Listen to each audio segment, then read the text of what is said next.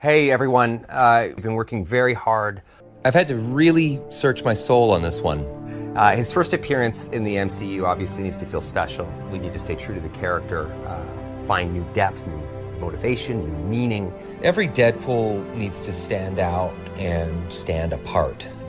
It's been an incredible challenge that has forced me to reach down deep inside. And I have nothing. Hey Hugh, you want to play Wolverine one more time? Yeah, sure, Ryan.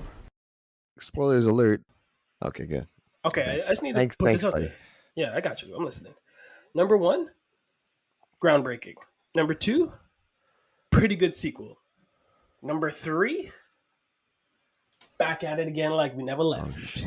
Coke and Dank, Dank and Coke. We are the Lethal Weapons. Hey, Dank. Hey, Coke. What's brown and sticky? Oh no. What is brown and sticky? A stick.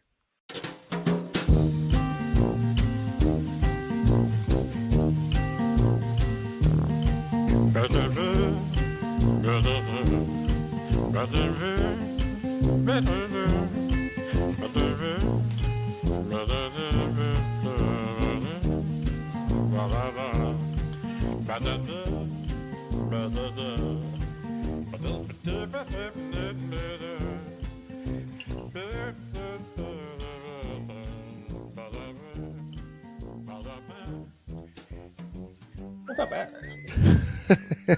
I bet you'd hate it. I love it. This coming from the guy that annually sends me the one meme that I love, which is boys entertained for hours with a stick in a shadow. So That was a COVID meme, and it never gets old. Hitting my shadow with a stick. still plays. Yeah. Do that for hours, buddy. I can do that for hours. I could do this all day. I could do this all day. I can dance all day. I always like when I forgot what I was gonna say. Just like that. Bam. Kind of thought gone. How about that? It's good because we're not avoiding what we're going to talk about today. We're actually super excited to talk about what we're talking about today. But that's how dumb I am. It came and went that fast. I always like, you know what? I'm out of ideas. We are finally getting around a month later to talking about Deadpool and Wolverine. Listen, the dust had to settle. We had to know if this was a winner or a stinker. And I also had to come back to the country. Yeah. So this is also true. Yeah. And again, we're just letting box offices to prove that there's still juice in this apple. Well, studios are saying superheroes are dead. People are saying, audience are saying, no, it's how you're giving us superheroes that are dead, right? So this is definitely not par for the course, not something that you've seen before. And we say that in comparison to the first 2 Deadpools, this is not like those at all. No. Did you rewatch those? No, I haven't. Okay. Not been close to those properties in a while because I think those stand alone as like those are great. That's a great sequel, 1, 2. This only gets a comparison to a trilogy because it includes Deadpool, but it has no relation to the first 2 movies. Not really, no. I watched, because when I was away, I watched the first 2. And they're great. Then when I got back, I had forgotten a lot of the second one because I'd only seen it the one time. That's crazy. Zazie Beetz. Yeah, no, I know who. I want to give the shout out to Zazie Beetz. She's my she was good in it. Lover and friend of the show. I forgot how good Cable was too. Like, yep, it's a good one. And then Rolo's got a good performance, and then we get the definitive Juggernaut. Like that's how I wanted Juggernaut to look the entire time, right? Yeah.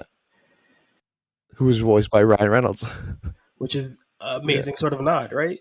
That's the one thing about a Ryan Reynolds MCU. I can say it now, MCU movie, but a Deadpool movie, he likes to squeeze as many Easter eggs that he has his fingers on. Then, and this man's been playing Deadpool Wade Wilson since like 2003. When did Blade Trinity come out? Good question. 2003, 2004. Maybe he was Wade Wilson there, and then he was Wade Wilson again for Wolverine Origins, right? And then he leaked the footage, and then he's been Deadpool 3 more times. Like, this guy is a Deadpool comic fan. He's been playing 3D chess with, at this point, the amount of money he's recouping, and now the amount of buying power he has in his property, right? Like, he can kind of do anything. To the point that we will talk about later in the episode, what it seems he's launching next in this whole pantheon of. Yeah, we'll get to that. Do you remember this guy? Remember this guy? But this is our review. This is our definitive Deadpool and Wolverine review, right? And it's the only review you need. You just had to wait a month to get it, but now that it's here, you can ignore all the other reviews. Don't listen. Don't IMDb, Rotten Tomatoes, any YouTuber. Just your favorite, Rotten Tomatoes. Fuck. Oh, Rotten Tomatoes is the worst. Corporate buyouts. Although Metacritic's kind of the worst. So I don't know. It depends, but that's for video games. So it's Metacritic's from the audience point of view, and Rotten Tomatoes from the critics' point of view, right? So Metacritic does both. It does critics and users. But the problem is one leans more to audience than it does critics. The problem is it's not weighted fairly amongst the critics. So like a big site like IGN, right, their vote carries more weight than a smaller site. And it's like that's not really how that works. Shouldn't it all be divided equally? Like I don't. Anyways, doesn't matter. That's not about movies. We're talking about video games. But that's another story. No, that's the Electoral College. So that's basically how United States works. Like horseshit. You're not wrong. One voice, one vote is how it should be, but that's typically not what happens. Again, we live in the age of Rotten Tomatoes where it's completely bought and sold by corporations to be like, hey man, give us the 100% because we need a 97 freshly squeezed. Anyway, this has got rave reviews across the board. Whether or not you think it's good, we're here to tell you what we thought of everything that's going on. We'll get to our reviews, I think, later down, but let's just go in, if we can, with as many beats as happens in this movie. Is it fair to say now that Deadpool is the king of intros? Yeah. Before credits actually roll, or as credits are rolling, price of admission right here, and we're not without a loss with them rolling out as much ducats as it needed to get the licensing to get Bye Bye Bye and Sync as your intro song, and then again, actual get a dancer to do the Bye Bye Bye dance for you in the intro as you're brutally killing the TVA agents with the dead corpse and adamantium skeleton of Wolverine. Like, that's a mouthful. Congratulations for completing all of that. I would have never thought of all those things in my wildest dreams. When we were talking about it too, it's almost a shame. Well, not almost. I think it's a shame that the dance was separated from the fight. Right. Like I think the dance should have been incorporated with the fight. Like bye bye bye when he's doing that thing. If he's just throwing daggers, or fingers, finger bones. That was more interesting. I didn't like how they kept cutting out for the dance. I wish it was all one thing, but I mean, but that's a nitpick because once you get that, you know you're in, right? To see him kill as many people as he killed to the song of Bye Bye Bye was enough for me. Yeah, it was fun. Was a little cherry that made me laugh when it did. And then again, definitely suggestive because there's a lot of shaking ass and pointing to asses. The one where the move where he goes around and stabs the guy in the crotch and his hand slides down the bone. Little squirt at the end of it too. Yep. Yeah, I watched the movie 3 times and that scene got me every time. I was like, that is so fun. It looks slow. Do you remember whose name is on the bone? No.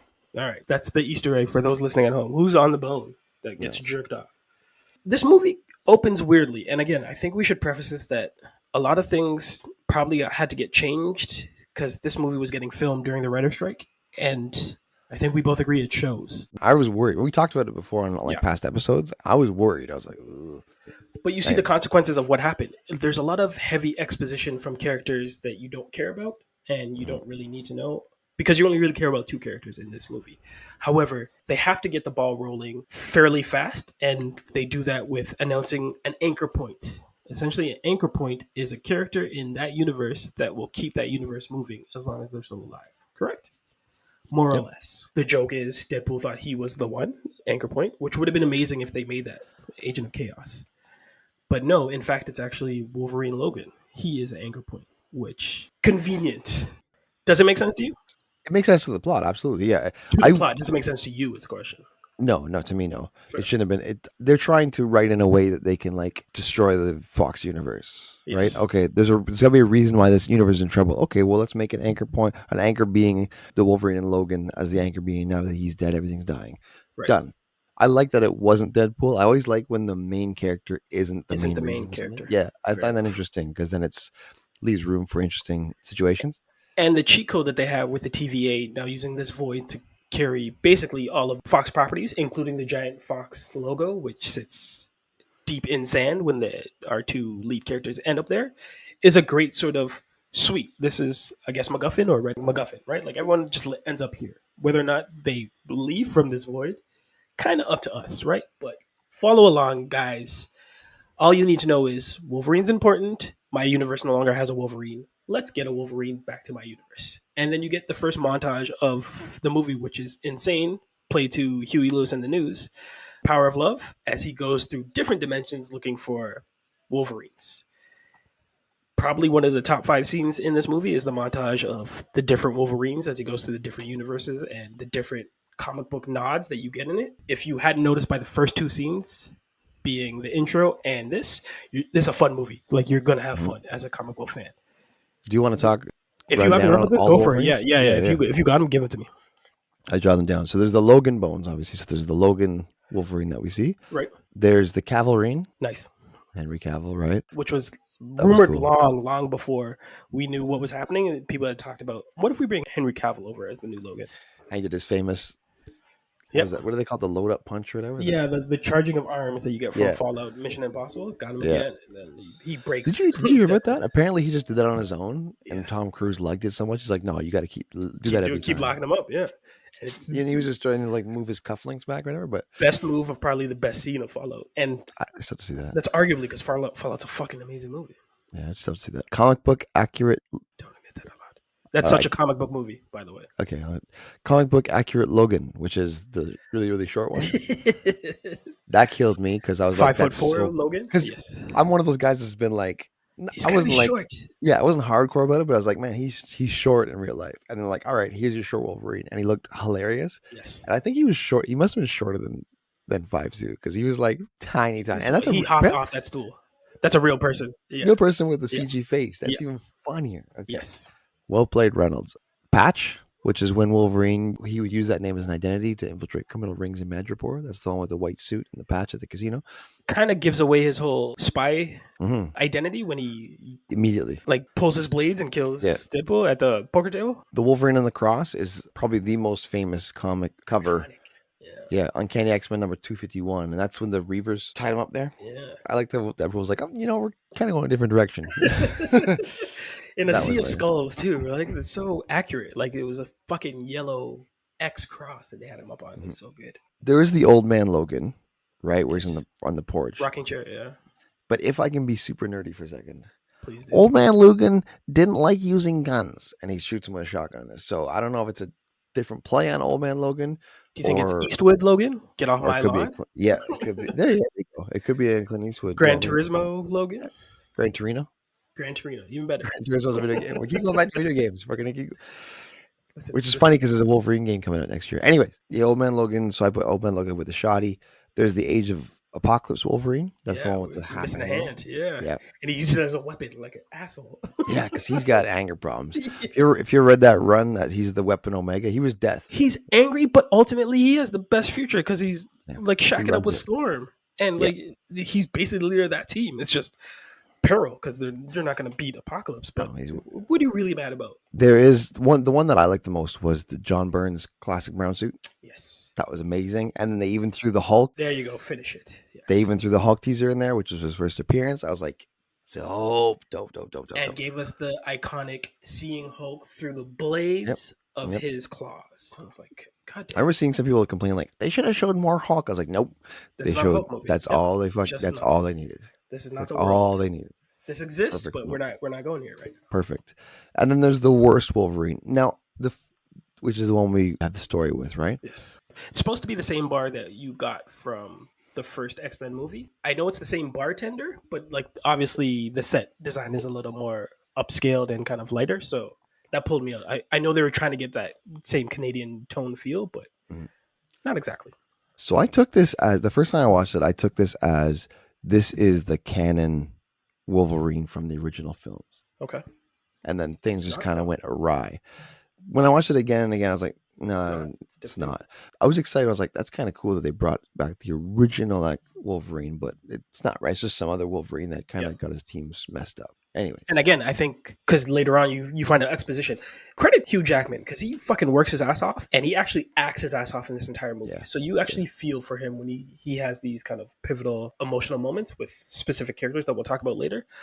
But You think because of the writer strike, we would have got better flashbacks to actually what happened in his world and how he kind of dropped the ball. That would have been an amazing flashback scene to actually see not necessarily mutants destroy the X-Men, not necessarily like Nimrod or Sentinels destroy the mutants. Or a little something. No, I'm saying I think it was actually the line of dialogue was Friends of Humanity who actually gets the slip on X-Men, right? So after all these crazy battles and these crazy stories, it's man who ends up getting the jump on these X-Men. Is like, for me, one of those chef's kiss of like, that's so cinematic. Wolverine could stop anyone, but he couldn't stop fucking a man. Like, come on, right? Mm-hmm.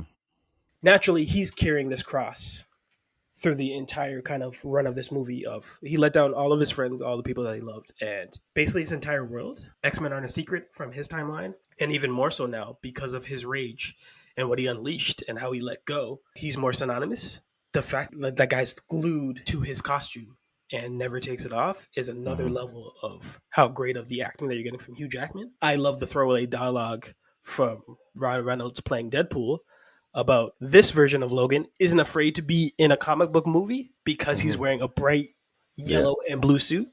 I think this is a perfect time to slip into it. Let's talk about costumes, because these had top shelf costumes, both titular characters, and again, things we never got to see, but were nerd raging about for as long as we had X-Men movies, and they have been brought to us on the big screen of like, I just want to see them in their suits. Mm-hmm. We got close little flicks, right? I think the after credit scenes of Age of Apocalypse is the young X-Men in the Danger Room. They gave them kind of a close approximate to what their costumes look like in the comic. Fox was like terrified to just commit fully. Yes. I don't know. They were like, and then made fun of us for it, right? You remember the line of in the first X-Men movie of, would you expect us to be running around in spandex?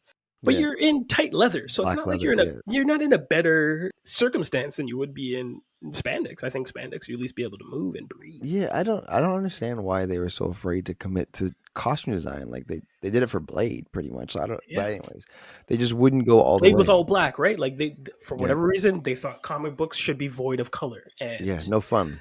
Leave it to Deadpool to remind you, no, comic books should look like comics, right? Yeah. So. Yeah. Again, talking about the Wolverine costume, not only did we get the montage to see all these different looks that are iconic throughout the years, but then they gave us fucking yellow and blue. And goddamn, he looks good in yellow and blue, man. The man made it work. You got the full mask and everything. Oh, and what a great scene.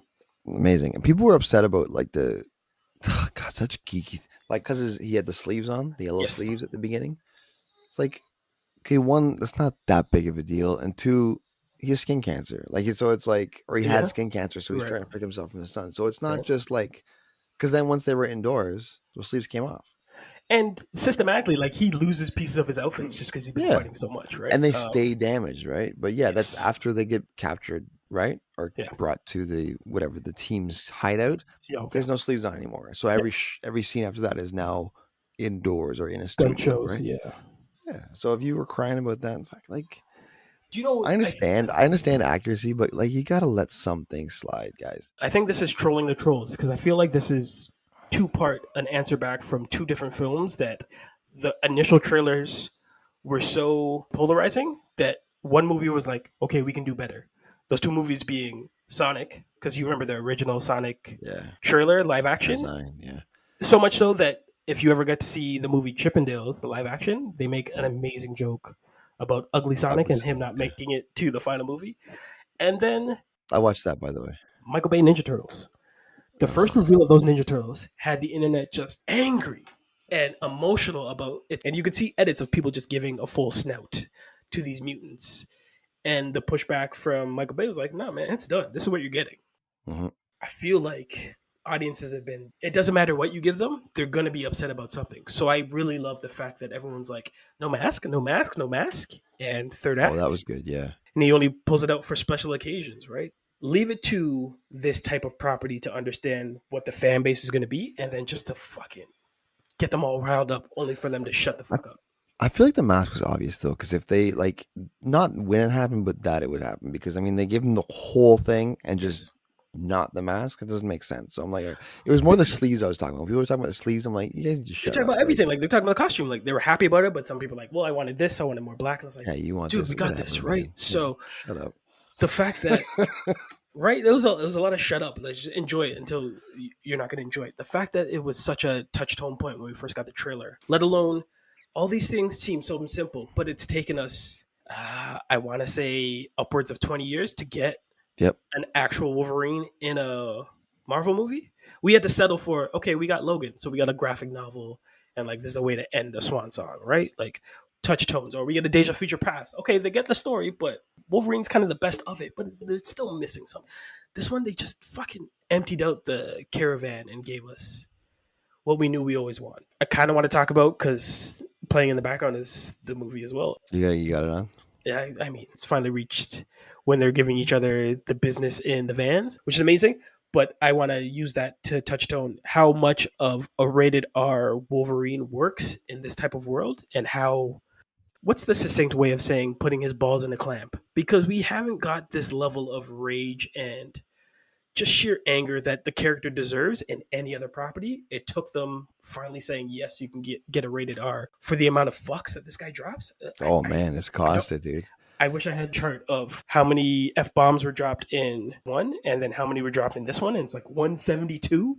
Like, they just let him be a rage machine. And again, this is Jackman acting his ass off to show. Dude, when he's acting mad, like I'm like, I believe this man Yes. is mad. That scene in the car when he's just letting him have it, I was like, damn, man. Essentially that, like, you're God's last Biggest joke. joke, except it's all on us. One of the greatest fights in comic book movie history, as they just bloody up this minivan that Ryan Reynolds' character Wade Wilson had been dogging in the first half of the movie. The whole movie, yeah. It's just amazing. The Honda Odyssey finally popped up for me. Yeah. It's amazing in the fact that they took the cuffs off of Wolverine and you get to see him as bloody and raw as he should be. And two, the type of fighting that happens in this, like, it's blood everywhere. They literally fight from sun up to sundown. So much so that I've read in a couple blogs that, like, this is basically them having sex with each other, right? There's so much animosity and sexual tension that, like, they just keep going at it. That the point that they wake up next to each other, Deadpool is bound and gagged through all these seatbelts. They had just had a night of extreme hot. And that brings us to the next point. If this movie is anything, it is a love letter of what could have been two Fox property characters that have fallen to the past. Like, people don't even remember these movies because MCU has been so great with just sweeping over what used to be and now what exists. This movie lets us know, because we were around in the dark ages, the early 2000s of Marvel movies and comic book movies and leather bound superheroes, because everyone had a leather suit. Even kind of Spider-Man had like leather aspects to that webbing suit. Yep. But you get the great reveal that there are more of us down here in the void. And that's Elektra, Blade, Gambit, and X-23. So that was the biggest. Get it out of the way. This movie's a cameo machine, which I didn't really love that much. But I will say this: the Blade one, that got me. That's the one that got me. I was like, "Oh wow!" The Gambit one was funny and stuff, and people were like, "They love it." He gets his own movie and stuff. I don't Comic really relief, agree with all that. I'm so surprised to see this character in this movie. Exactly. Yeah, it's Blade that got me, because I was like, oh, yes. I forgot that was Fox. Like, you know what I mean? Like, I was like, early 90s or late 90s, where they were trying this whole Blade trilogy, and it was working out. I believe it was I think it was like 98. First of all, rated R, really good. Some of the effects don't hold up, but by the time you realize that, you're on to number 2, and number 2's are crazy. So 98, Blade was 98, Blade 2, 2002, and then Blade Trinity was 04. I don't think we really have to talk too much about the Johnny Storm of it all. I kind of saw that coming. That was obvious too. Yeah. I'm happy he did it. He spent a week of shooting on this movie, and then he was gone. Yeah. His role was small, but it was a little bigger than I expected, which was he had more lines than I expected, which is cool. And like, what you expecting in this void kind of thing. But I'm not missing. He's an important part of the plot, but I don't know, important part of the plot. He's an important touch tone for Deadpool and. Yeah, that's better. That's better said. Yeah. Oh, Cassandra, because there's that whole playing off of, did you really say that? Kind of fucking amazing. The after credit scene confirms it. I was like, that's amazing. We talk about that now. The after credit is the quote that Deadpool says to Cassandra's face. If you watch the movie, you remember it. And if you don't, you'll look it up real quick. The after credits, what would be the CCTV camera shot of Deadpool and Wolverine tied up as Human Torch just goes off on how much he hates this bald bitch. Yeah. And if that's all you gave me for the cameo, like, oh, he's in the movie? Oh, no, he died. Yeah, they did do the bait and switch where it's like, it might be Captain America, but I was like, never it's obviously not. That. No, I never thought it was. No. As soon as I heard his voice, I was like, yeah, that's going to be Human Torch. And like, they already gave us that tease in a Marvel movie. I think it was Thor 2 when Loki pretends to play Captain America and switches into Chris Evans. Right.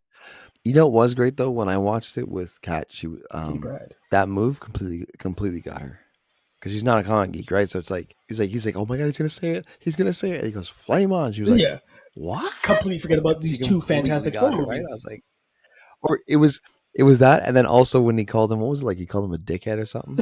Take your dick. Like right before that, he said something, and she's like, Captain America doesn't talk like that. That's not Captain America. Right, and it's not. And then he goes, flame on. And she's like, what? She goes, oh my God. And then it completely got her. There are people out there that like it got. You bring up a great point, though, Coke. This isn't a movie where the average fan can just walk in off the street and enjoy it. You kind of have to be a nerd, or at least follow the MCU and Fox's cinematic universe for a time to pull everything that's going on here. Imagine us watching this movie for the first time not knowing anything about the comics. Oh, yeah. You'd be lost. You need backstory from at least Deadpool 2, from the Loki TV series. Yes. Logan movie. Wolverine movie. Yep. From past some past stuff too. Yeah, exactly. You don't even like. She was shocked. She's like, why? She's like, oh, why is Channing Tatum Gambit? He actually looks good. I was like, well, there was supposed to be a movie. That's why I like watching these movies with her. She's like, no frame of reference. So no frame of reference, right? It's a good gauge. Okay, so I'm like, oh, he was like back in 2015. He was supposed to do a movie, so they're kind of like giving a nod to like he was ready to go, and then the movie just folded on him. And me and you were both like, nah, I don't see it. I don't like it. And even after this, I'm like, nah, I still don't see it. I'm happy he got to do it. Yeah, but he's still too bulk. He's huge. He's massive. I mean, Gambit he could have played Colossus. Gambit is tall, but he's not thick. Yeah, but at the same time, he's not wide. Since we're talking about Gambit, let's do it. He was hilarious. Yes, very funny. I don't want to see a whole movie of this. This is good enough. This is good enough for me. Because we're doing our review a month later, we get to see now everything that's falling out past this. Not only has Ryan Reynolds and Channing Tatum days after the movie to talk about how much this has been a passion project for Channing and release all this doing Gambit things. Not only has the catchphrase, ooh, I'm going to make a name for myself. Yeah. Broken through the ether. I've seen it on t-shirts. I saw it in wrestling. I saw it on Twitter. But ooh, I'm going to make a name for myself. People have been saying that. The now new post, I guess, from Ryan Reynolds, and I'm assuming his production studio, I guess deleted scene or extra scene where Gambit in the void now after defeating all the foes that we didn't know he's going to defeat. A cut to his face where his eyes charge up. The strong push to getting a solo Gambit movie now happening. I get it. I can't say I want it. Yeah. But I'm happy that the costume was accurate to the comic books. Yeah. He played it great. Like, he played this version of Gambit great, but he was comic relief. Like, I don't. Yes. Me personally, I know. Great in terms of being comic relief as a member of a team. Exactly. I don't know if his version of Gambit is strong enough to hold down an entire movie. Thank you, because I think it's going to get annoying. Because how many times you can do the joke where someone doesn't understand you? Like, it's ooh, I never met my daddy, but the balls, the sperm in my balls. But I shot to my mama, I'm gonna break through. I shot his dick ready, and it's like, which is hilarious. Like I said, there's great line. Nothing against this. It was hilarious, but let's leave it here. He made it a hot line, but can he make it a hot song? Because there's so many other coals in the fire. Like, I don't really care about it. Yeah, I don't care. I don't want to see it. Like, this was hilarious. I'm glad it happened. Let's move on. Type thing. We could do a ranking system, and I think both of our top ranks of that team that remains in the Fox void all start out with Blade. I want to see more Blade. Bring back Blade. Old Blade. Give me an old Blade. Old Blade meeting new Blade. Multiple Blades. But that one Blade in Avengers. Like, listen, come on. That one line. That one line was amazing though, where he's like, "There's only ever going to be one Blade," and then Deadpool looks at the camera. Yes, that killed me too. There was a couple lines that just got me real good, and that was one of them. I was like, "Oh man!" And then he got to use his throwback. These motherfuckers always trying to skate uphill. Yeah, and I was like, yes. Even with his gray patches, still look good. Oh, he looked great. I think Elektra looked better. Yeah, and then you have the throwaway line of, "It's fine, it's fine." right away. Daredevil would have died in this universe trying to. Because it was Ben Affleck. It's fine. Yeah, that's it. It's really funny. Great. On the ball. And then that meeting leads to maybe the pivotal emotional moment of the movie is when X-23, she is lovely, lovely. I wish I had the actress name. Oh, we didn't do casting. We're not going to do casting for this. Fuck that. Look it up. Don't worry, we don't hear it. Definitive. Where X-23 and Logan are sitting by the campfire, and he's explaining, like I'm ready to throw it in. And she's like, dude, even in my world, the worst version still ended up being the hero, right? Like there's a palpable level of drama and sincerity in that scene that you have to credit Hugh Jackman for. Because there's no Ryan Reynolds. There's no comic relief. It's not played for laughs. It's actually giving strength to the fact that you made this guy an anchor. He's proving it in this scene. I will give nothing but shout outs to Hugh Jackman for acting his ass off and working his ass off. Because we'll get to when he finally starts taking sleeves off and shirts off. This guy's in his 60s. He's going to be working for Marvel until he's 90. Until you're 90. You fry egg on those abs, man. Let's get into fan service because there's a lot of it. If you weren't getting it from costumes, if you weren't getting it from Fox, if you weren't getting it from the raging Wolverine and the redubbing of villains, which is hilarious because they brought back all these villains from past movies, but didn't get the actual actors who were in those movies. Not all of them, no. Did you notice how they brought back the Russian from The Punisher? Yeah. But it's a fatter, shorter, I was like, Kevin Nash. I laughed so hard at that shit. Yeah. Change his shirt. He could just be a jobber. I didn't care. Yeah. Get the Blob. Why'd you bring back the Russian? Who gives and a like fuck about that guy? Lady Deathstrike wasn't Kelly Hugh, and she was like killed off real quick. I think Psylocke was there too, but she probably in the background. Azrael, yeah, but he looked the same. I guess it was the father. makeup, right? I don't know if he was the same or not. Not the same actor. Not the same. Okay, Juggernaut was different. Juggernaut was different too. The Fox Juggernaut. Oh my gosh, and he was terrible. You suck. It makes me feel bad for who's it? Ray Park, who came back as Toad. Yeah, he came back. Yeah, that's right. And the dude that came back as Pyro. But Did Toad they use them properly? Yeah, Toad didn't. Pyro got some moves. Yeah. You could have replaced Toad for Pyro, and that would have been better service of the legend that is Ray Park. Yeah, that guy was the Darth Maul. Get the fuck out of here. He's got no lines. You gave it to fucking Pyro, who kind of useless. Yeah, not kind of. He defeats Storm. He's good, but he's good to fight him. But that's it. Nobody else has fire, so he's got nothing else to do. But Toad could have done a lot with his lockdown. But the real, I think, fan service comes in the Dead Corp, which, if you've been reading Deadpool comics, there are a multitude of Deadpools that exist in different incarnations and levels. I think my favorite was the one I wasn't even expecting, which was Dogpool. Yeah. And them casting who won a competition for the world's most ugliest dog as Dogpool. Mary Poppins. Outsiders looking in. That Nice Pool, the one who owns the dog, that was so it was just Ryan Reynolds being Ryan Reynolds, but it was so funny, man. With long flowing hair and looking for a new papa. Oh, you can break the fourth wall? So can I. The proposal. The fuck was that? It was the entire theater rolled of that. Yeah. Killed it. But we get all these crazy Deadpools. We get Lady Deathpool. We get Baby Deadpool, Kid Deadpool. I can't remember what the head Deadpool is called. Gunslinger Deadpool, Welsh Pool. They gave us a lot. Was Lady Deadpool just the voice of Blake Lively, or was it the body and voice? Like, was it I think it was just voice, right? I've never seen that body on her. Yeah, so I don't know. Yeah, I can't say yes. Apparently, it was a stunt double. That's what I saw, but nobody can confirm it because it just says in the credits, it says Lady Deadpool, Blake Lively. It's her voice. Yes. But I was like, I don't know. She gets 2 lines. Yeah. But I don't know if that's Blake Lively's pose. And you know which pose I'm talking about. Were the kids his kids? Like, I know the voice were, but they were CG. The kids were CG, so. I do know that. I'm asking questions, no answers to.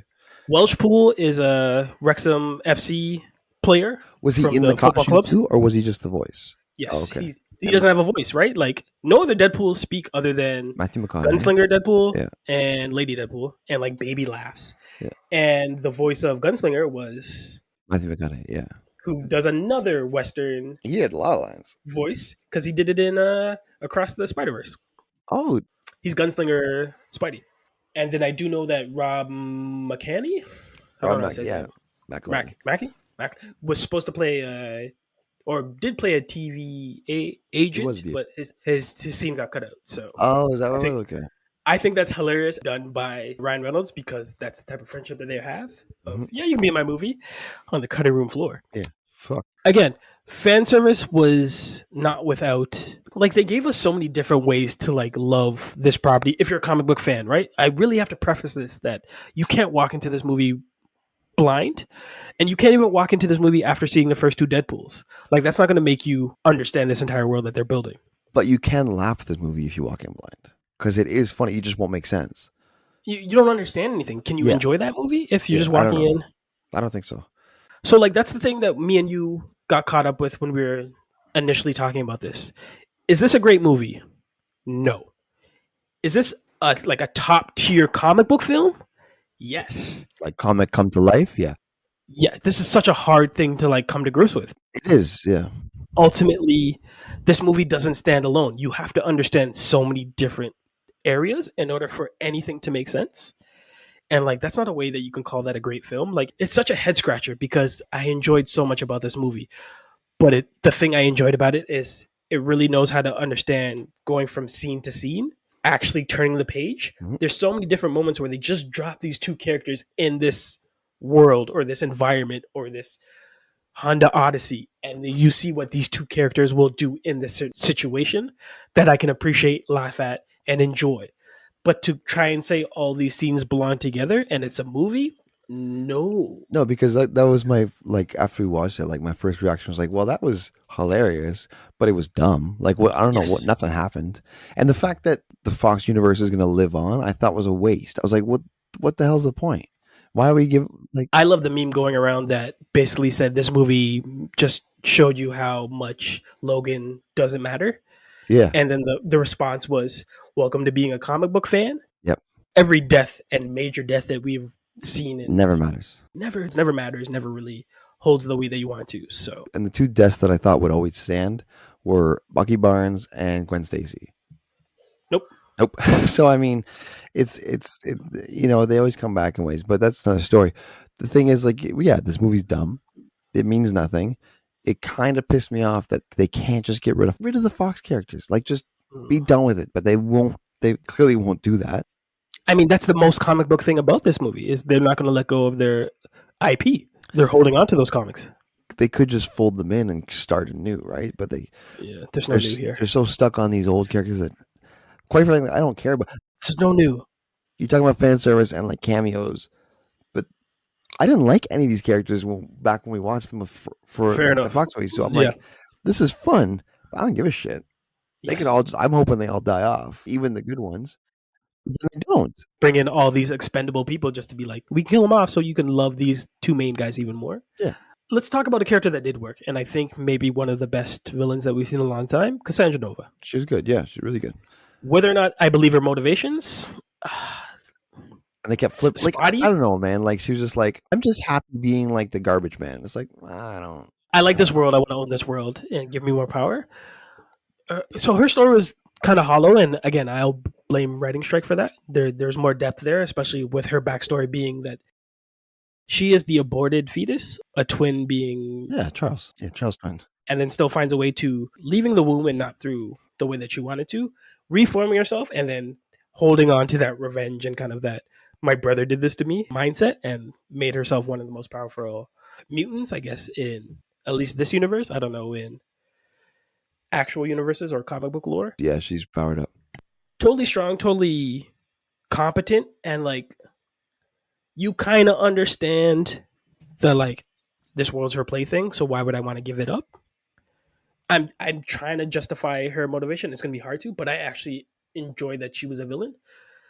I don't know if the Juggernaut helmet ending was the way to work for her. And it was weird, yeah. And it was it's like kind of convoluted. Like, you got to wear this helmet, then we can kind of kill you now, and then but then I know your brother, so okay. Well, since you know him, I'm not going to kill you anymore, but I'll let you. You know, I just happen to have this ring from the sorcerer that's going to teleport you out of here. I'm getting to the point. It's just like her motivations and stuff, and then her motivations change again. It's like I don't. The writing here is messy and doesn't really make sense. You're just trying to get from here to there and squeezing in however possible you think it's well, that's kind of the entire movie. It's those two characters trying to get from here to there, right? And she ends up helping them. The one kind of nicety of the character development is that she looks into Logan's mind. This is supposed to be the angriest of angry mutants. So if I can kind of see compassion in him and he's willing to have forgiveness and mercy on me, then there's something worth saving. What would have been a redemption arc for any other villain in any other movie. But no, this is just like, all right, cool, I'll give you a favor. I'm still the big bad, because she ultimately comes to whatever reality that they jump through the Doctor Strange ring. Again, it sounds stupid saying it out loud. To the, I guess we'll call prime timeline, and the MacGuffin to destroy that timeline. She wants to suck all that energy from. I'm really glad we didn't give the whole premise of the movie in the beginning. No, it's a mess. There's too much. It doesn't make sense. And if I had no idea about any of this, I'd be like, what the fuck are you talking about? You had to see Doctor Strange to understand what those fucking ring things are. Yeah. What if you skip that in the lineup? Well, I guess if you saw Endgame or Spider-Man 3, you'd know, though, right? And those are big. So I guess there's, because they do the, that's like a thing now, like the orange circles. To your point, it's just another thing, that doesn't originate from this movie, right? And let's talk about the real reason for this movie. You're trying to usher in X-Men into the Marvel Cinematic Universe, as well as Deadpool. This is their opening doors. So they get to be the same characters, or true version of their characters, while using all the tools that are operated in the Marvel Universe. Was it done? Yes. Was it neat? Fuck no. But here we are. And this is the way I didn't want them to introduce the Fox characters. I wanted their own mutants in the MCU where they could recast everybody. I figured after this movie, they could recast everybody, but there's still like a Hugh Jackman Wolverine walking around, which is kind of like the old man Logan version. And then there's or the older man Logan, and then a new Wolverine that's going to be part of that. But so maybe there's two. I don't know, man. This way it's just like, oh yeah, the whole Fox thing is still here. So I'm like, so what's the point of this movie? Well, it's a quick fix. Exactly. I don't have to ask my question of, do you think this was a celebration of moving these properties over, or is this a cautionary tale of, this only kind of works in this one type of movie? Mm-hmm. You can't do this in an X-Men movie. You can't do this in a Doctor Strange movie. You couldn't even do this in a Blade movie. No. You can only kind of do this in a Deadpool movie. And you've already run the risk of oversaturating what Deadpool movies are, because there's so much in this goddamn... Is this their opus magnum? Oh, yeah. Okay, yeah. They essentially get back to the prime timeline, and they now know that they have to stop this MacGuffin from destroying their universe and reality. This is finally when we get the... Deadpool has to fight all the Deadpools, and you get the amazing music cue of Like a Prayer Madonna, which works so much better than anyone had any right to think it was going to work. You also get Wolverine putting on his mask. You get an amazing... It's the old boy shot, right? It's the one long tracking shot down a hall, essentially fighting everybody that comes at you. And these guys are just tunneling through different Deadpools. And then you get the amazing joke of, well, they're Deadpools, so... They come back, yeah. I didn't slip in what happens to Nicepool, because that alone is his own Hall of Fame of just like how much he used that motherfucker. But at least to this MacGuffin, we have to stop Giant Machine from sucking Cassandra Nova's power. So we have to figure out how we're going to stop. You were waiting for this movie to lose you, and it hadn't at this point. This is kind of where you get lost in it with like the final sort of, okay, now I'm just going to steal all this energy. This is basically the big blue laser of the movie. I was going to say that this is the big blue beam, except there's a blue beam and a yellow beam. Yeah, and they have to share with friendship, and basically both use themselves as batteries. You were saying they didn't shout out the movie that they kind of copied. They stole that from. Yeah. Go, give it. No, this is your take. Guardians of the Galaxy, when they all hold hands to beat the Infinity Stone, right? Power Stone? Yeah, the purple one. Purple, yeah. In this one, they could have done the same thing. They could have been like, boom, boom, and then they would have known, right? They could have said breakdance fight. Yep. But again, writer strike. So I don't know if they told it and then they couldn't change it, or if they had another cameo, because we don't have enough cameos in this movie. Yeah. They saved the day, but not before we get the iconic shot of Wolverine without his shirt on. And again, I don't have how old he is. Goddamn. Yeah, dude's cut. Dude's cut, man. And I love that the memes going around were showing where Wolverine... He's 55. He looks 30. Yeah. Easily. Looks amazing. They show the before and after of what he looked like in the first X-Men movie, which was just hairy-chested and... Yep. And what he looks like now, it's just... You're a freak of nature. Congratulations. Like, you really wanted this paycheck. You didn't need it, but you really wanted it because you earned it. Yeah. Oh, It sounds like Ryan Reynolds He was great didn't though. earn it. This wasn't a cash in for him. Like he didn't phone it in. No. He acted his ass off, like you were saying, and he worked out like crazy. They were talking about he was like eating all these calories, like 2,000 a day and stuff, and it was like mostly tilapia and beans and stuff. It was pretty funny what he was saying. It's like for some reason tilapia has a lot of calories, so I've seen a lot of that. Meanwhile, Ryan Reynolds is getting a subser to do the bye intro dance for him. Yeah, he could do that himself. I don't know. Nail on the head, because I enough. believe when they were early talking about this, he was like, I'm all in. Whenever we can make it happen, we can make it happen. And that leads me to my favorite point is the marketing was insane for this. Everywhere you look, there was red and yellow reasons to love these properties. A month later, there's still different ways that they did it, right? Like there was one of my favorites was the broken heart friendship necklace, which had the Deadpool in one, the Wolverine in another. They struck a deal with Heinz mustard and ketchup, so you'll see a poster of red and yellow. They've been on every internet interview show that you love, from Hot Ones to The Social to like puppy interview where you're holding puppies, and these guys went everywhere all the time. And it looked like they actually enjoyed this more than the actual movie, like just being around each other and just talking shit about making this movie, which doesn't often happen when we get comic book press runs. At certain points, actors fed up with the same sort of nerdy questions. I mean, there's an audience that coming to buy these movies. So if you don't like them or you don't like the co-stars that you're in, God forbid you have to tour with Bryan Singer, to have a co-star that you appreciate, right, is amazing. Might I say it's paid off, because I just looked at the highest grossing superhero films ever. Yes. It's number 9, which means it's above Captain America Civil War and only 3 million behind Iron Man 3. Coke, I have more stats for you. This is the biggest R-rated opening ever. R-rated. Yep. There you go. Coming in as no surprise, it outgrossed 2016's Deadpool for 132 million opening. Biggest opening in 2024. Eclipsed Pixar's Inside Out 2, which is a great movie, but crushed that. You were saying 6th biggest opening ever, right? And this is the same lines as the Avengers movie, Jurassic World, Black Panther, Avatar, the 4th biggest superhero movie. It's the biggest opening weekend since No Way Home, right? So previously it was last year's Barbie that crushed that record. And again, we thought movie cinemas were dying after we saw Endgame. The world ended. So the fact that this movie is getting all this box office acclaim, I'm totally happy for it, because it lets studios know that R-rated belongs in comic books, and gratuitous violence and swearing, there's a spot for it. There is. There's always been a spot for that in comic books, but a lot of people that don't understand comic books don't understand that it's multifaceted. You can have your family-friendly ones. You can have your PG-13 ones. They're just like movies. You can have your kids ones. And you can have your rated R ones. They don't have to cross over. They can all be their own thing, and they can all be comic movies, and they can all be superheroes too. They can be gritty. They can be goofy. They can be campy. They can be bright and colorful. They can be in a galaxy far, far away. Political. They can be, whatever. But I don't know. For some reason, it's taken corporation stuff a long time to figure that out and to learn that, this can be different things. It's not just one. No, of course not. Of course not, man. Well, actually, that's a different episode. I was gonna say, when you get to like comic book movies, there's some you wouldn't even know. I have no idea. Yeah. What's the other one? The Tom Hanks one. Road to Perdition. Perfect. Yeah, I knew you guys said that. You love that's that I do it's because really good. Because it's really good. It's like, this is a comic book. Yeah, dude. They can do mobsters. Comic books can do anything they want. It doesn't have to be superheroes and tights.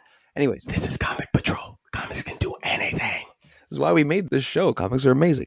To talk about goddamn comic book movies and comics. Back to this movie though, it's one of those movies that like I enjoyed it. I think it's hilarious. I'm so happy it's being successful. The more I think about it, the less I like it, because I realize it makes more and more sense. So if I just don't think about it and just be like, it's a movie, it's fun. I saw it. It's fun as hell. Fun as hell. I will go back to it at some point. Yes. Yeah, I'm good. I just can't analyze it too much and start thinking about writing and plotting, because then I'm like, this is really not that good. But it's fun and it's hilarious, and I enjoy my time with it. And I've watched it 3 times. So what's that say? I mean, you got 2 gold-plated 50 caliber Desert Eagles. I did. I got them fair and square too. So we're kind of towards the end. Do you have any? I'm gonna live. Leading on my next point, you're a man on the ball today, because you've just been helping me segue to segue to segue in a movie that has nothing but segues. Do you have a favorite joke, a favorite scene, or a favorite moment in this film? Yes. More than one is definitely acceptable. So I've got a whole bunch. I got some hot takes and I've got some favorite scenes. Save the hot takes. Okay. The hot takes is how we end this goddamn motherfucker. Favorite scenes. Let's do it. When he was, well, obviously the Gambit mumbling stuff was fun, was hilarious, right? Hello. Okay, let's Since my dad is balls. let's shoot it out like that. we'll move that. And the one line from Blade. Yeah, the one line. There's one scene that made me laugh super hard the first time I saw it, and that's when he's suiting up as Deadpool. Okay. And the guy keeps smacking his ass and cupping his balls. And it talked about how he's sex offender, afterwards. But just during that scene, like we're just like suit up, smack. Because here's my gloves. The first smack was like whatever, but then he keeps doing it, and and then he just keeps cupping his balls. He keeps raising, and I was like, this is wrong. Like, this is so fucking stupid, but that's my kind of joke. It's just random. It's so perfect for this movie. Yeah, no, quick, good show. Yeah, there's that one, and then the gay TVA guy who goes like in the closet and he kept like who couldn't wait to have his butt land on him, steals his butt. And he was ready to call HR, even though he was like, I like it. Loved it. Is it fair to say that not without Negasonic, Teenage Warhead, and Colossus, her girlfriend, Yukio, yeah, Yukio, is Deadpool a LGBTQA plus ally? Yes, but is he actually the first pansexual that we've had on screen? Because that dude loves everything. Yeah, he'll do anything. Yeah, and has not stopped talking about what he would put up his ass this entire movie. Yeah, I guess so. I never thought of that. It's just gay jokes. Like it's but like he likes it too. Gay jokes, but I think.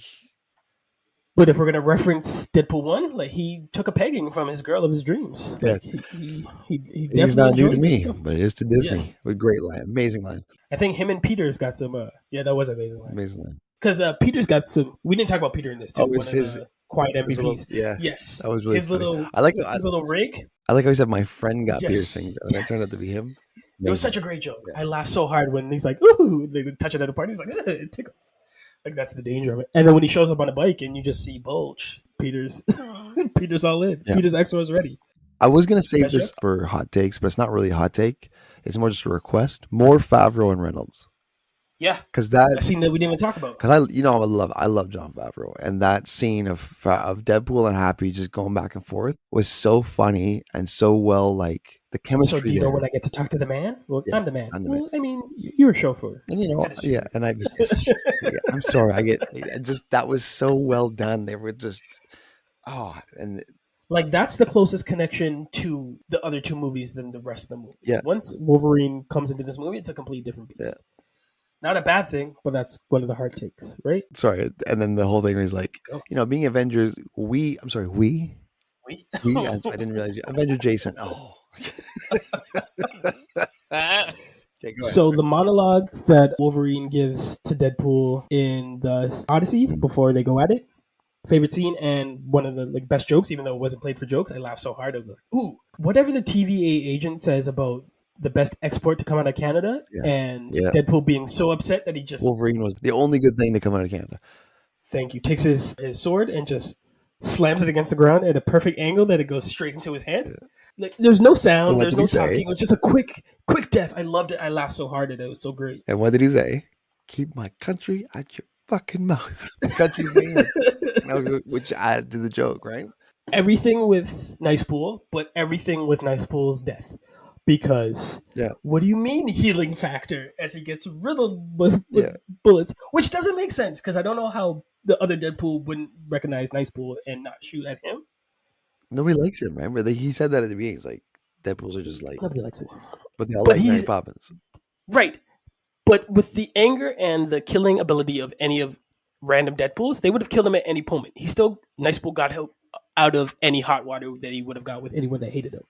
Until he met, which is my hot take, is this Deadpool the prime Deadpool? Because like Spider-Man 2, I'm talking about the animated version one, Into the Universe, right? Isn't it Across? Isn't the one Spider-Man Deadpool that can beat the rest of them prove that that's the strongest of the ones that exist? Yeah, and you could say that our Deadpool, universe? I think just for simplicity's sake, they'll say our Deadpool is like quote-unquote Deadpool prime just because that's the one we know. Yes. it works. Like, just roll with it. So yeah, I would say it is. Yeah. You've now said this is the best one. So don't tell me that another one is better, bigger, bolder. Any other great jokes? Those ones are the ones that got me. Don't hold yourself to it because we'll get to the fun part now, which is hot takes. Yeah. I only have one because we've talked about it. How the fuck you made Colossus a bench warmer in the third film? I was gonna bring that up when we were talking about the party. I was like, I'm gonna save it because I know Colossus is your boy. One of my come on, man, and the fact that you've left him in his metal suit for 3 movies, I still love. I don't care about that. Here's what I like about a trilogy when it's done correctly.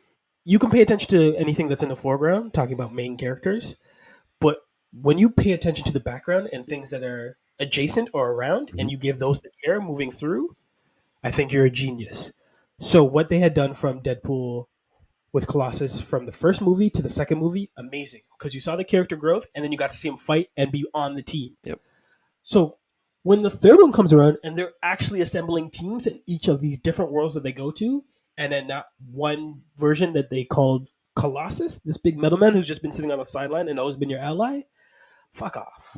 Right? Like, don't tell me it's a CGI thing. Don't tell me it was a fucking script thing. I didn't need them to say more than or Iliana or yells that I don't need the actual script line of dialogue.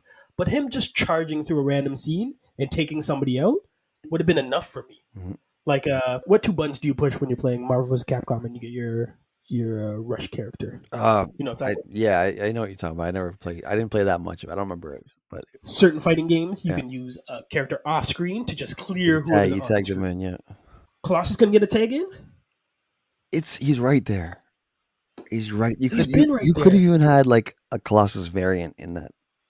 And the thing is, you've pulled him from obscurity because you didn't like how he was handled in the main timeline of X-Men. Actually, movies. they could have brought that main timeline Colossus back in that, even just correct in the void of the Foxes. Yes, of like, which side are you fighting for? Oh, your side. Fight for the God. Yeah. Charge up, go. So like that irks because you're talking about X-Men, and rightfully so. Deadpool has rights to X-Men, being that he's been an X-Men or tried out for X-Men in several properties. But you've shown me in several other movies that you could easily bring in X-Men that are not used and give them use. You didn't do it here. Fuck you guys. Come on. 2 minutes? You can give me 2 minutes of Colossus? No, yeah, I know. That's my one hot. Well, here's the fine. I had 2 or 3, but because you're talking about Colossus, who was in the first 2 Deadpool movies. This is gonna sound real bad, but out of the 3 Deadpool movies, this is the worst one. Yes, I agreed. As in the least, and like it's not bad. It's just it's not a Deadpool movie because you get more Logan. Yeah. It's not a full movie because it's really a comic book. Yeah. A comic book, right? Full stop. Because you're turning pages and going from scene to scene and outlandish things that your hero happen. Yeah. It doesn't connect to the previous 2 properties. Not really. His family, and those are really bookended of like, I start here, I end here, but there's no connection to these guys.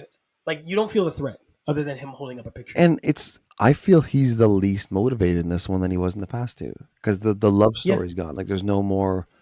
They just kind of wrote Vanessa out, and it's like, I understand his universe. She was a big part of it. For some reason, the stakes are highest in this one, and they feel the least. It's like, correct. There's more to lose here, but he doesn't. I don't believe it. I don't know what that is. That's writing. That's the problem with the TVA. Once you get the cheat code of, I can go anywhere in time with this little calculator. I can pull anyone I want, and then you pull the best of the best, and the adventure starts. Then I'm not really worrying about how you started. I'm kind of just along for the ride. The ride's fun, but I don't feel like anything's really going to get lost here. Okay, and especially considering you have a calculator, you can just go to another timeline and start it. Yeah, I don't know. Something was lost in translation. And then here's my second hot take, the second and last one, because I just threw the Vanessa one. That was kind of a hot take, but I just kind of merged it with that one. Cable and Deadpool are better teammates than Wolverine and Deadpool. They're more entertaining in the fact that, hear me out, Cable isn't as furiously angry as Wolverine. So he's a single motivation. And he's more laid back and just dry. And I think as opposite forces, he's more of an opposite to Deadpool than Wolverine is. Wolverine is like on the same spectrum, but angry, whereas Deadpool's on the extreme. So they're all really entertaining, but I personally enjoyed the team up of Cable and Deadpool more because Cable is the opposite end. Like, he's angry and calm, whereas Wolverine's angry and like furious, and Deadpool's on. You know what I mean? Does that make sense? What I'm trying to say? No, you make perfect sense. And to piggyback on that, how do you have a time movie and then don't include the guy that introduced time into your They property? didn't even ask Josh Brolin for that. He's like, they never called me. I'm like, well, and the dude was ready to roll. He's like, I would have done it. That would have been an amazing lineup. Imagine those three walking down the street. Yeah, and you throw it, and there was no Domino. There was no. So I don't know. I don't know. Give me a Bishop. Come on. Although I do kind of understand why they didn't put Domino's movie. She would have just lucked her way into everything. So the way they wrote it in the second one. But I would have loved to have seen Zazie. Correct. Don't remove Zazie Beetz from any sort of casting. No, but that was my hot take. Is I enjoyed the camaraderie, and because even like in Deadpool 2, remember when Cable goes back in time to stop Deadpool from dying, from taking the bullet? Yep. He's like, "You did it for me." He's like, "No, I didn't." He's like, "Yeah, you did." He's like, "No, I really didn't." And he's just like, he's so annoyed, but he's just like, I don't know. Something about that was so much funnier. It's like a hyper younger brother, and then older. Yeah, at a certain point, Wolverine just gets it. Like this is who fight all the time, right? So like. But like, let's go the sort of facade of like, I'm begrudgingly gonna have to be his friend. Where Cable's like, I don't like you. I know I have to work with you. Wolverine's like, I'll work with you. You're gonna help me. Fuck it. Like, exactly. We'll be a team. Yeah, that team up or that partnership just worked. I found a little more entertaining with Cable and Deadpool than I did Wolverine Deadpool, which is probably unpopular, but it makes sense to me because I was just like, and I watched movies back to back. Yes. So I was like, you did the wrong thing. You connected the three, and I told you don't. But I had to throw that out there because I'm like, as fun as Deadpool and Wolverine is, I'd rather watch Deadpool and Cable. And I'd rather see all three of them together and see how that plays, because that would be funny too. In terms of rewatchability, I'd rather watch the first two, full stop, or I'd rather just watch this. Yeah. Full stop. Right, because I don't want to. I don't want to. All three together would make me mad and confused. Which is fair too. And there's a big jump from is it like 6 years between 2 and 3? But once you start playing with time and then referencing and then realizing, oh, if I didn't have a comic book podcast where we forced ourselves to watch all these MCU titles and keep up with all these MCU TV shows, I'd be lost. Mm-hmm. I'd be totally lost. So we rate this on a boom or bar basis. Boom being for good, Bob being for bad, or Coke for what this movie should actually be rated as, because that's the only reason I'm bringing this out. Is this the best comic book whoosh we've ever watched in theaters? Yes. This is an entertaining ride, but don't take anything seriously because I don't know if anything's going to hold up in a month from now. We've been burned. And I want to check on my both because I feel like I have that authority right now to talk about specifically Spider-Man No Way Home. Yeah. That one burned us because we recorded right after. Right after. We were so hot off the press. And within 48 hours, 72 hours, I didn't like it the same anymore because I'd watched. Well, I forgot a large chunk of it after like 3 days. Yeah, and then I'd watched it again, and I was like, "Wait, this is stupid." And it's only really good up until he invites all of the villains to Happy's apartment. When it was him versus everybody, I thought that was the Sinister Six. That's the movie. Yeah. Oh, and then the 2 more Spider-Man. And I was like, God damn it. So fan service ended up hurting that more. Yeah. And then it was just like magic saves the day. Oh man. And not getting all the casting there, right? They didn't even have Lizard. Yeah, if you go back and listen to that episode, you'll hear how hot we are on it, and I'm not hot on it anymore. So this one it's good. First of all, we're both very good-looking men, so we will always be hot, but we're not hot. Because I remember walking out of this initially after first seeing it and laughing and being like, "Wow, that was really good," but then immediately being like, "But was that a film? Yeah, or was that like a lot of good scenes that I really liked as a comic book fan?" It's not wise for That's what it is. Comic Patrol to review a movie right after we watch it. We need to kind of, at least for me, I need to marinate. I think if we do that, we should record it, save it, and then come back 3 days later and then fill it in and be like, wow, it's day and night here. Yeah. And the closer we can get to like an even par of like, this is actually how it's going. Yep. This, regardless, is a celebration of what can happen in this industry now. This opens a lot of doors to what we're expecting with all the characters now open up to the Marvel Cinematic Universe. This lets us know that you can say fuck again. You can show a lot of blood. You can give us bright colors in comics. And you can actually steal from pages of comic books and fans will be like, yes, we enjoy this. So less as a good movie for rewatching, but more as a testament for what's going to happen moving forward. Is this the reset that the MCU has been looking for since Endgame? Are you asking me that honestly right now? That's my last kind of question. It's not a reset. It's just I thought it was going to be more of a reset than it is. I thought it was going to be the end of the Fox universe, and Deadpool and Wolverine were the only ones to survive. But at the end of the day, everybody survives, and it's not a reset. It's just a curve in the road that's going to join the MCU. And it's like, oh, okay, well, that's disappointing. That was the biggest disappointment to me, is that there's no finality. And you know what, Hollywood Coke? What's that? Nobody cares.